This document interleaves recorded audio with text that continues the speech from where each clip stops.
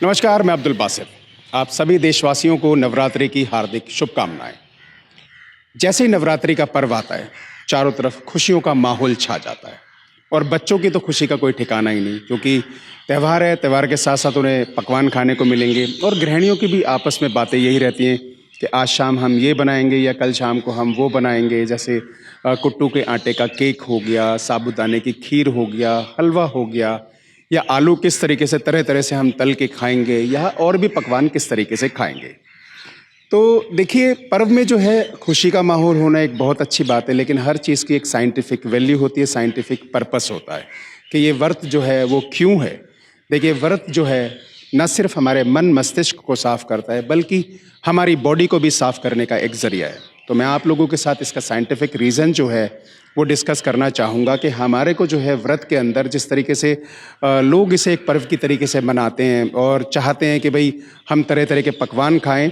तो व्रत का सिंपली ये मतलब होता है कि आपको कुछ समय के लिए भूखा रहना है या कुछ चीज़ों को छोड़ देना है। अगर आप जो है तला भुना खाएंगे तो again you are putting pressure on your body. आप अपनी बॉडी के ऊपर दोबारा से दबाव डालने का काम कर रहे हैं, क्योंकि ऑयल भी जो है वो हमारी बॉडी के अंदर जो है एक ब्रेक डाउन होने के अंदर टाइम लेता है, हजम होने के अंदर टाइम लेता है। उसी के साथ साथ वो जो है मोटापा क्रिएट करता है। अब हम इस व्रत के ऊपर आते हैं कि इस व्रत के अंदर जो है एग्जैक्टली जहाँ अन्न की मनाही करी जाती है, वो अन्न की मनाही क्यों करी जाती है। देखिए, अन्न की मनाही करने का सबसे बड़ा पर्पस ये है कि हमारी बॉडी में जो है कार्बोहाइड्रेट की निरंतर जो है ज़रूरत नहीं होती। हमारी बॉडी को कार्बोहाइड्रेट हर वक्त नहीं चाहिए होता, तो अन्न को रोक कर जो है कार्बोहाइड्रेट को रोकने का काम किया जाता है, क्योंकि कार्बोहाइड्रेट जो है हमारी बॉडी के अंदर कहीं ना कहीं जमने का काम करता है।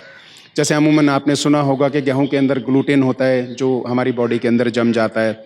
वहीं चावल भी एक स्टिकी सब्सटेंस होता है, तो वो भी कहीं ना कहीं जो है हमारी विलाइज के अंदर जमने का काम होता है। देखिए, हमारी इंटेस्टाइन के अंदर जो है विलाइज होती है और माइक्रो विलाइज होती हैं, जिसके अंदर ये फूड पार्टिकल जो है स्पेशली कार्बोहाइड्रेट वहाँ पर जाके जमा हो जाता है, जिसकी वजह से वहाँ पर हमारी बॉडी के अंदर जो भी इंपॉर्टेंट वाइटामिन्स और मिनरल्स एब्जॉर्ब होने वाले होते हैं वो एब्जॉर्ब नहीं होते।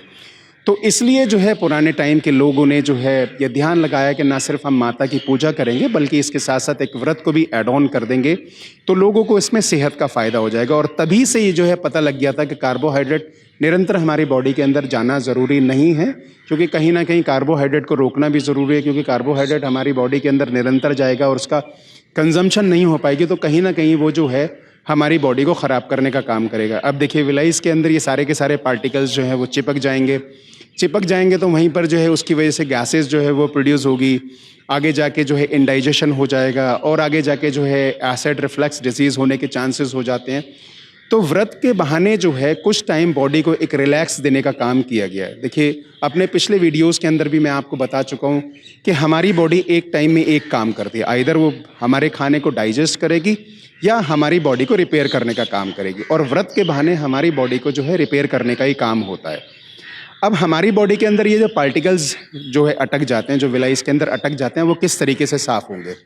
देखिए, इस व्रत के अंदर स्पेशली लोगों को ये रेकमेंड किया जाता है कि आप लोग जो है फ्रूट खाएंगे और पानी जब आपको ज़रूरत होगी तब लेंगे। लेकिन लोग क्योंकि इसे पर्व की तरीके से बनाते हैं तो तरह तरह के पकवान खाते हैं, जो गलत होता है। यहाँ तक कि इसके अंदर जो है प्याज और लहसुन को भी मना कर दिया जाता है कि हमारी बॉडी ज़्यादा एसिडिक ना हो, क्योंकि हमारी बॉडी अगर एसिडिक होगी और अल्कलाइन नहीं होगी तो कहीं ना कहीं हमारी बॉडी की रिपेयरिंग क्षमता जो है वो कम हो जाती है। अब ये फ्रूट हमारी बॉडी के अंदर किस तरीके से काम करता है।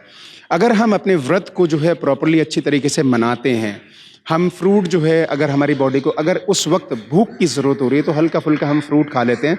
तो फ्रूट खाने का मतलब है फाइबर। हमारी बॉडी को फाइबर की ज़रूरत होती है। अब ये हमारी बॉडी के अंदर जब फाइबर जाता है तो ये हमारी विलाइज के अंदर एक रगड़ के चलने का काम करता है, जिसकी वजह से वहाँ पर जमे हुए फूड पार्टिकल्स हट जाते हैं। देखिए, किसी भी और तरीके से ये फूड पार्टिकल्स नहीं हटाए जा सकते। ये रफेज से ही, ये फाइबर से ही बहुत अच्छी तरीके से हटते हैं। अगर हम अपने व्रत को अच्छी तरीके से समझेंगे, न सिर्फ माता की पूजा और उसके साथ साथ हम व्रत को जो है ढंग से रखते हैं, अपनी बॉडी पे अगर प्रेशर नहीं डालेंगे, तो कहीं ना कहीं हमारी बॉडी को जो है व्रत का फ़ायदा होगा। तो हमें व्रत से सिर्फ ये लेना है, मन मस्तिष्क को ही साफ़ नहीं करना, बल्कि अपनी बॉडी की तरफ भी ध्यान देना, अपनी बॉडी को भी पूरी तरीके से साफ़ करना है, जो कि फ्रूट बहुत अच्छी तरीके से कर लेता है। एडिशनल चीज़ की आपको बिल्कुल भी कुछ भी ज़रूरत नहीं है। आप अपने व्रत को ही जो अच्छी तरीके से रख लेंगे, फ्रूट्स वगैरह का सेवन आप ढंग से करेंगे। जूसेस ना पिएं, क्योंकि जूसेस अगेन आपकी बॉडी के अंदर जाएगा, उसके अंदर सॉलिड पार्टिकल्स नहीं होता, होता तो कहीं ना कहीं आपको जो है ये महसूस होगा कि मुझे कॉन्स्टिपेशन हो गई। तो अगर सीधा सीधा फ्रूट जा रहा है तो you getting food particles also, तो फूड पार्टिकल्स के साथ रफेज जा रही है तो वो आपकी बॉडी को फ़ायदा पहुंचाएगा। तो व्रत को ही अगर हम जो है अपने कस्टम को, जो भी हमारा सिस्टम आदिकाल से चला आ रहा है, अगर हम उसको भी मानेंगे तो हम कहीं ना कहीं अपने आप को स्वस्थ रख सकते हैं। और ये व्रत जितने भी हैं, हर धर्मों के अंदर कहीं ना कहीं कुछ ना कुछ व्रत का प्रावधान ज़रूर है। तो अगर व्रत रखते हैं, अपने सिस्टम को फॉलो करते हैं, अपने कस्टम को फॉलो करते हैं, तो कहीं ना कहीं हम अपनी बॉडी को बचा के रख सकते हैं, अपनी बॉडी को स्वस्थ रख सकते हैं। और अपनी बॉडी को हम जो है, एक स्टेज आती है जहाँ पर हमारी बॉडी खुद रिपेयरिंग का काम करती है, तो बॉडी को रिपेयरिंग करने का काम भी बॉडी अपने आप कर लेगी if your body is getting proper nutrition.